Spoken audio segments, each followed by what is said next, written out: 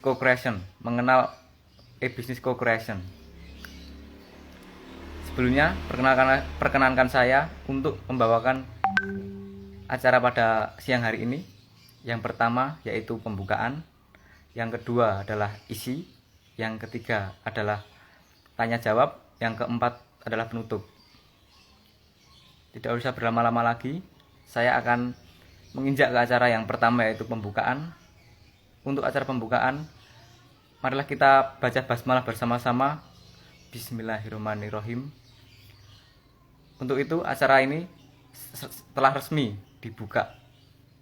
Selanjutnya yaitu acara yang kedua, isi acara. Saya perkenankan kepada materi handal kita yaitu Hasbi Ihsan Sidik untuk memberikan materinya, yaitu tentang mengenal bisnis co-creation.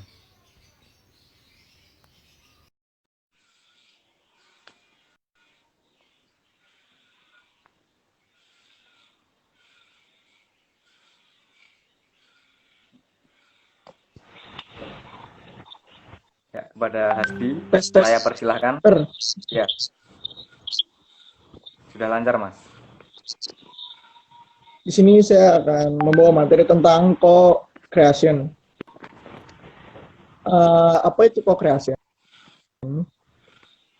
Dalam menjalankan suatu bisnis, pastinya harus dilakukan beberapa hal untuk bisa mencapai kesuksesan. Co-creation ini sebenarnya adalah salah satu upaya untuk mengajak konsumen atau pelanggan yang terlibat untuk menciptakan nilai tambah. Jika konsep co-creation yang dibangun dalam bisnis ini bisa berhasil, perusahaan akan merasa diuntungkan. Mereka dapat berupaya untuk meningkatkan loyalitas pelanggan, yang pada akhirnya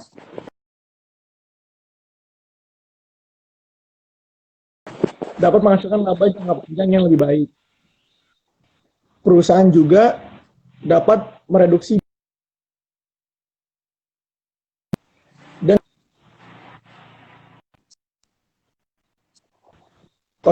co-creation ini juga diketahui sebagai salah satu strategi pemasaran baru, yang mana pihak ketiga ikut serta dilibatkan dalam mengembangkan suatu produk. Co-creation ini juga merupakan solusi pada saat research and development pada sebuah departemen menjadi terlalu mahal. Di satu sisi, dengan melibatkan customer pada pengembangan sebuah produk, maka bisa menimbulkan efek psikologis untuk konsumen terhadap produk tersebut. Selanjutnya diharapkan antara konsumen dan produk tercipta kedekatan dalam bentuk loyalitas.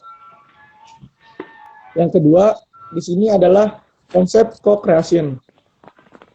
Konsep co-creation dibutuhkan untuk mengidentifikasi nilai manfaat pada waktu interaksi sebagai sesuatu yang aktif, kreatif, serta proses sosial sesuai untuk kolaborasi antara pemangku kepentingan yang telah terkait. Hal ini termasuk bentuk berkolaborasi antara pemerintah serta masyarakat yang dipergunakan dalam meningkatkan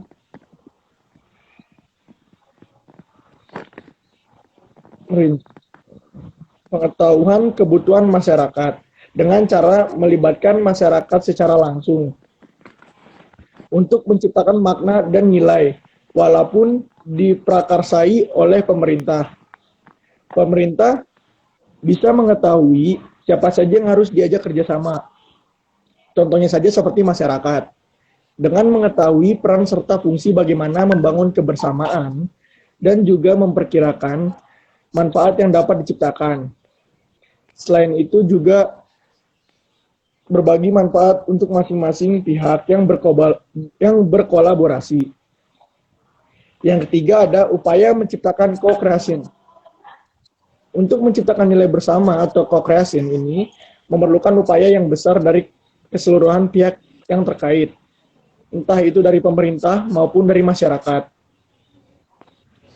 Orang yang terlibat juga harus berpikir apa yang mereka inginkan untuk dijadikan sebagai output dari hubungan kerjasama yang terjalin. Dibutuhkannya kepercayaan masyarakat pada pemerintah jika pemerintah tidak akan menyalahgunakan informasi yang mereka berikan. Tidak juga untuk memanfaatkan secara sepihak kerjasama itu. Pemerintah pun sebaiknya juga secara aktif bisa mengelola serta menggali harapan dari masyarakatnya mengenai apa yang diinginkan oleh masyarakat. Pertimbangan ini bisa membawa ide layanan yang dinamis bersama proses interaksi tempat pemerintah serta masyarakat bisa saling belajar dan juga bisa saling berkolaborasi dengan cara bertukar pengalaman. Ada berbagai macam hal yang perlu dimiliki oleh setiap pihak untuk mendukung terjadinya co-creation. Di antaranya itu komunikasi yang efektif, partisipasi, tanggung jawab, open mind, selain itu juga harus bisa fokus, pantang menyerah, saling percaya, saling berbagi, dan pastinya juga bisa saling terbuka. Yang keempat adalah hal yang harus dipenuhi dalam penerapan co-creation. Dalam menerapkan co-creation, ada beberapa hal yang harus dipenuhi. Pertama, identifikasi perilaku konsumen. Anda dalam membeli, yang mana secara umum dapat dibagi menjadi dua, yaitu high involvement adalah konsumen yang ketika membeli produk tersebut harus memperhatikan dengan teliti setiap fitur yang ada dalam produk tersebut. Dan biasanya proses pembeliannya membutuhkan waktu yang lama. Sementara low involvement adalah produk-produk yang proses pembeliannya relatif singkat dan lebih bersifat beli putus. Produk yang masuk kategori high involvement antara lain otomotif, elektronik, perbankan, dan produk high-tech lainnya. Sementara produk-produk yang low involvement biasanya produk-produk yang terkait dengan konsumen good industri yang secara tipikal syarat dengan konsumen yang berperilaku high involvement adalah industri yang relatif lebih mudah menerapkan co-creation. Karena tipikal konsumen di industri ini jauh lebih aktif daripada industri yang konsumennya memiliki low involvement terhadap produk. Kedua, pilihlah konsumen Anda yang terbaik yang akan dilibatkan dalam co-creation. Sebutlah mereka co-creator. Jadi tadi yang pertama, sekarang yang kedua. Yang kedua ini adalah co-creator atau konsumen yang memiliki kombinasi kriteria konsumen dengan tingkat loyalitas tinggi yang disebut sebagai promoters, dan konsumen yang sifat kreatif dan inovatif yang disebut sebagai inovator. Memang tipe konsumen yang co-creator ini tidak banyak. Sebagai gambarannya, contohnya sebuah studi yang pernah dilakukan oleh Unilever di Eropa menunjukkan bahwa hanya 1% dari total konsumen memiliki kriteria sebagai co-creator. Karena itu, tantangan paling penting dari semua tahapan co-creation adalah menentukan siapa saja co-creator yang nantinya akan terus-menerus dilibatkan dalam pengembangan produk baru. Kalau sudah ketemu konsumen yang seperti ini, tentunya penciptaan nilai bersama yang dilakukan dengan konsumen akan terwujud berlimpah ruah. Yang nomor 5 ada contoh penerapan co-creation. Di sini saya akan menjelaskan contoh penerapan co-creation, yaitu praktek pengembangan produk berbasiskan co-creation. Ini biasa dilakukan oleh produk-produk berteknologi seperti Firefox, Fiat, Boeing, Electrolux, dan lain-lain. Namun, seperti yang telah dikupas sebelumnya, banyak produk-produk lain yang mencoba berkreasi bersama dengan konsumennya. Lego contohnya. Dia menggunakan co-creation untuk menciptakan berbagai macam desain permainan. Starbucks menggunakan mystarbucksidea.com untuk menampung aspirasi konsumen untuk pengembangan produk baru mereka. Dan selanjutnya adalah Nike menggunakan nikeid.com yang memungkinkan konsumen mendesain sendiri sepatu dan kaos yang mereka inginkan. Yang keenam ada customer co-creation. Customer co-creation adalah strategi melibatkan end user atau pelanggan dalam satu atau lebih tahap inovasi. Pengetahuan yang mendalam mengenai pelanggan ataupun pengguna amat diperlukan. untuk menciptakan produk dan jasa yang dibutuhkan. Customer co-creation merupakan langkah kerjasama yang nyata antara Anda dengan pelanggan Anda, dengan bertukar pikiran dan pendapat. Untuk menciptakan produk dan jasa baru, Anda juga bisa mendapatkan saran sesuai dengan pengalaman masing-masing pelanggan. Customer co-creation sebaiknya semakin dimanfaatkan dalam strategi marketing Anda. Karena dengan melakukan customer co-creation bagi pelanggan, mereka akan mendapatkan produk maupun jasa seperti yang mereka inginkan, atau setidaknya lah mendekati. Sedangkan bagi perusahaan, mereka akan mendapatkan keuntungan lebih karena mampu menjual sesuatu yang memang dicari oleh pasar. Kerjasama dengan pelanggan ini bisa dilakukan pada berbagai tahap, misalnya dalam tahap pembuatan ide awal, strategi bisnis, hingga ketika merancang konsep lanjutan.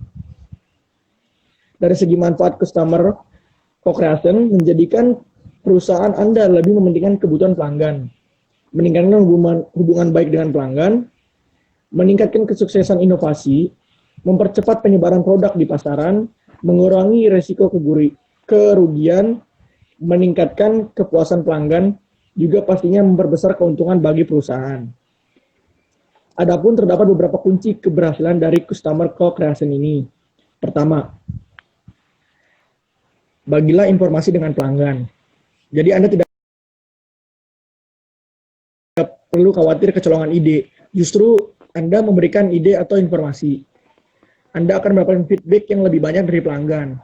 Lalu yang kedua, kunci keberhasilan dari customer co-creation yang kedua itu jujur pada pelanggan yang potensial. Berikanlah informasi yang sebenar-benar pada mereka. Terakhir, be sincerely interest. Maksudnya, jika Anda memang benar-benar tertarik dengan ide yang mereka utarakan, gajilah semaksimal mungkin untuk menjadi produk yang benar-benar bisa diluncurkan ke pasar. Lalu nomor 7 ini ada beberapa jenis customer co-creation.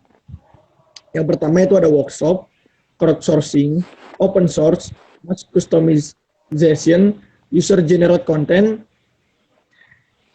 Nah, saya akan menjelaskan dari yang pertama. Yang pertama itu ada workshop. Workshop di sini adalah target pengguna terlibat dalam sesi brainstorming.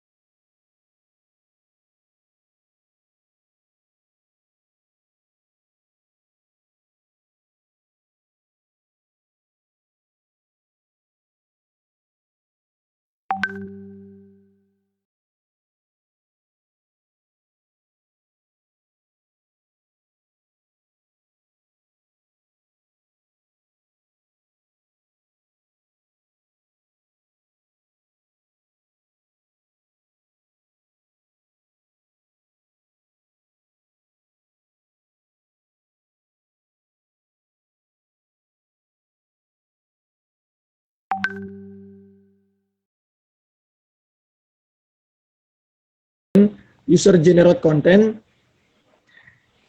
Nah, saya akan menjelaskan dari yang pertama. Yang pertama itu ada workshop. Workshop di sini adalah target pengguna terlibat dalam sesi brainstorming untuk menciptakan atau menyempurnakan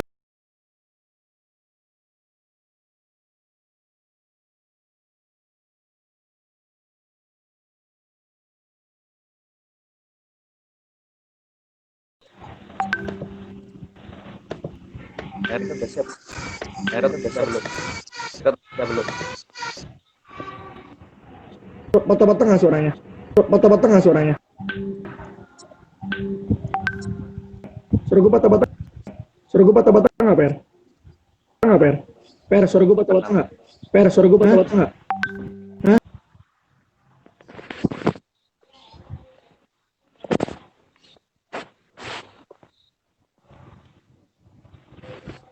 Lalu ada open source. Nah, open source ini adalah sejumlah besar relawan secara aktif terlibat dalam development dan maintenance dari produk.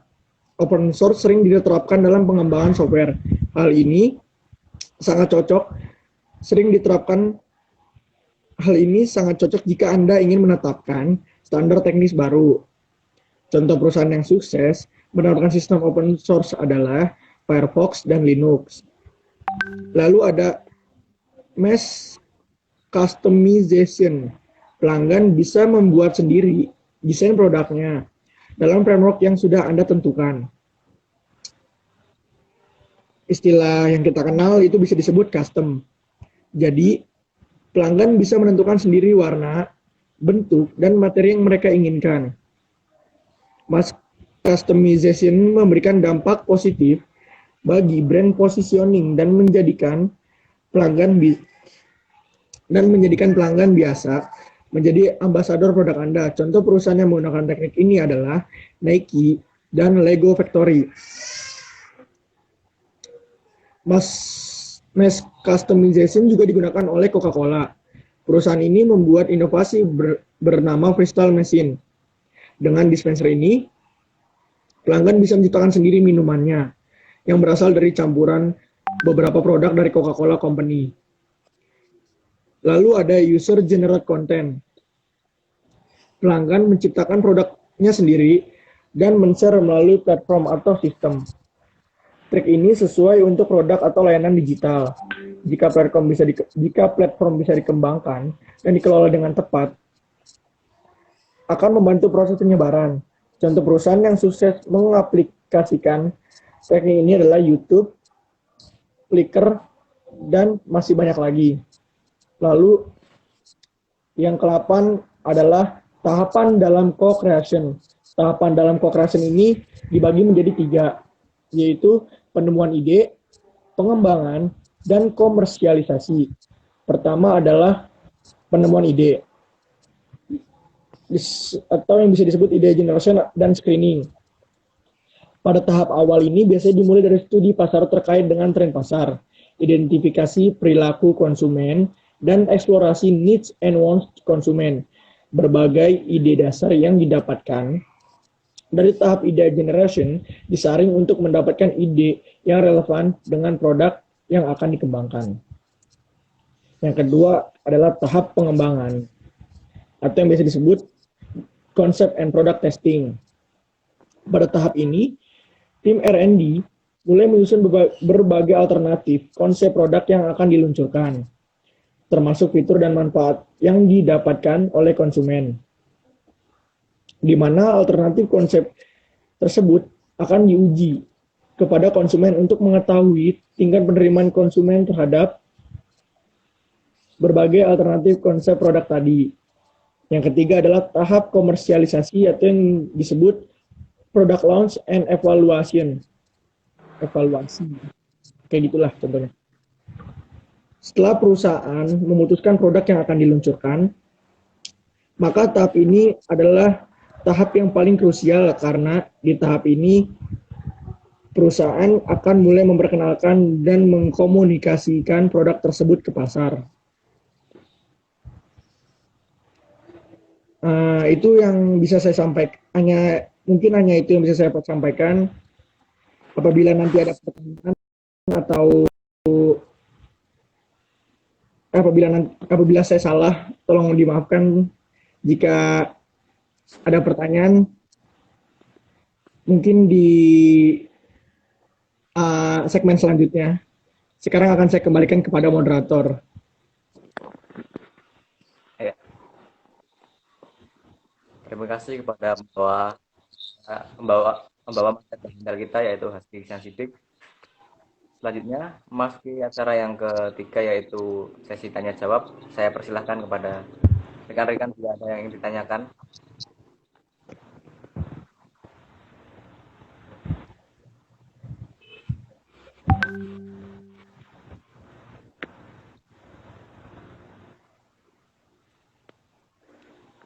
Oh, itu ada yang bertanya.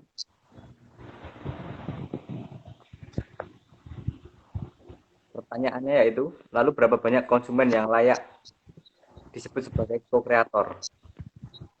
Waktu dan tempat saya persilahkan kepada Pertanyaannya, terima kasih Mas Ferdian. Pertanyaannya, berapa banyak konsumen yang layak disebut sebagai co-creator? Eh,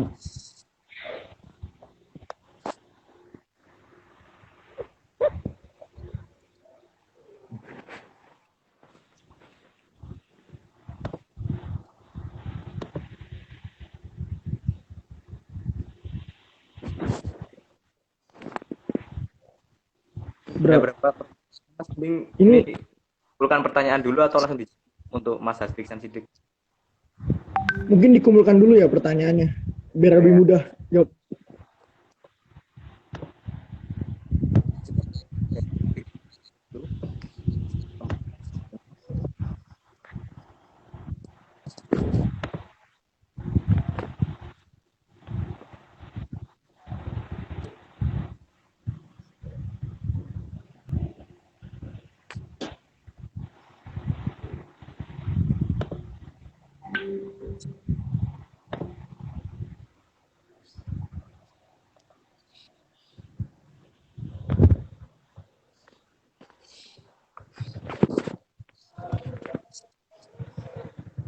Pertanyaan lagi untuk sesi tanya jawab yang pertama.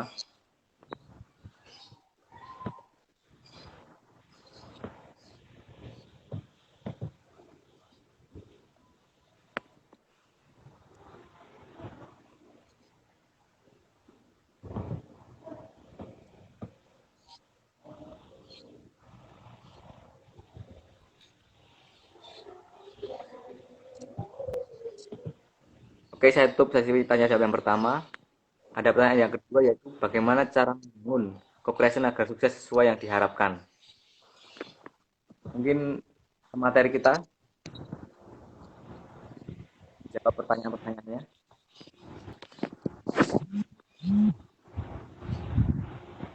Untuk pertanyaan pertama, lalu berapa banyak konsumen yang layak disebut co-creator?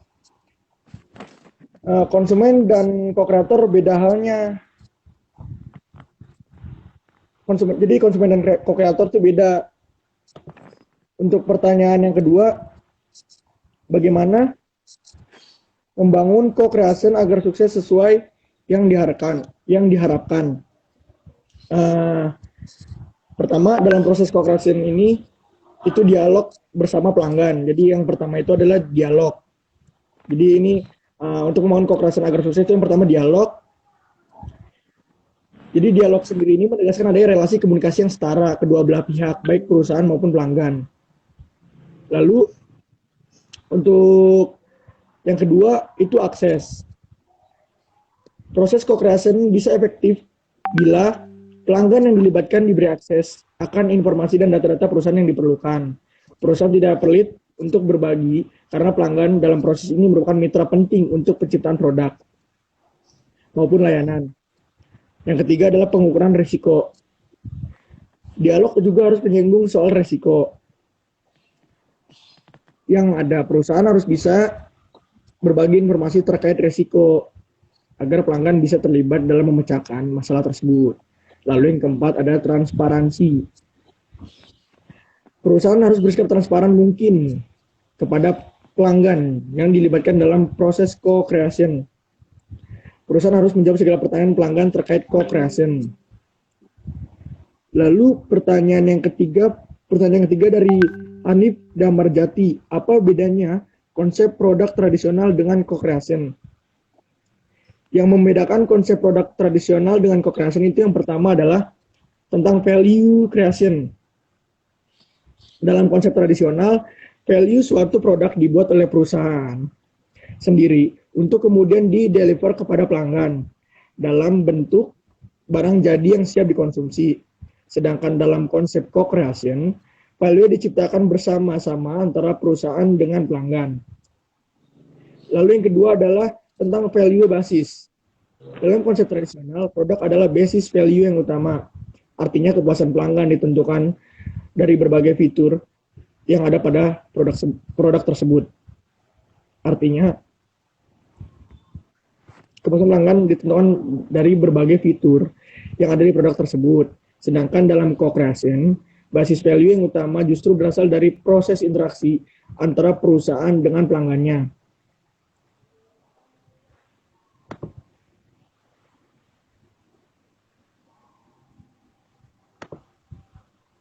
Sudah saya jawab untuk ketiga pertanyaan yang sudah bertanya. Jika ada pertanyaan lagi, akan saya tunggu. Untuk sesi yang kedua, pertanyaan jawabnya. Udah, Per, udah jawab yang kedua. Yang kedua, semuanya udah dijawab. Ya, sesi pertama terjawab semuanya.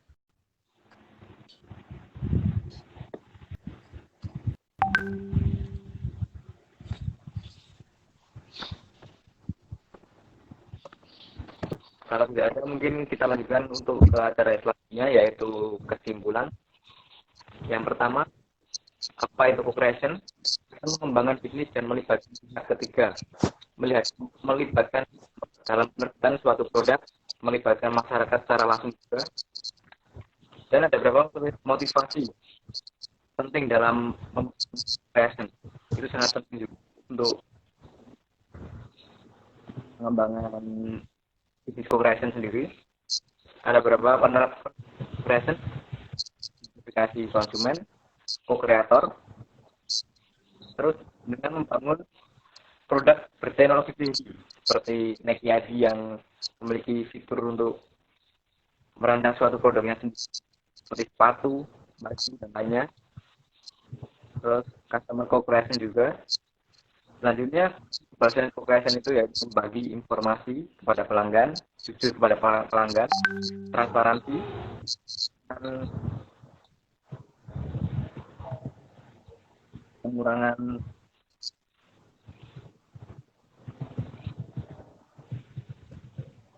Terus tahapan co-creation yaitu penemuan ide, pengembangan, dan perbedaan. Dan co-creation yaitu tentang value-nya, yaitu tentang kepuasan pelanggan. Ya, itu semua kesimpulan dari kegiatan siang hari ini, seminar pada siang hari ini. Saya ucapkan terima kasih untuk semua yang sudah menyempatkan waktunya untuk melihat, menyaksikan, dan mendengar seminar pada siang hari ini. Saya ucapkan banyak terima kasih. Kurang lebihnya saya mohon maaf. Wassalamualaikum warahmatullahi wabarakatuh. Waalaikumsalam warahmatullahi wabarakatuh.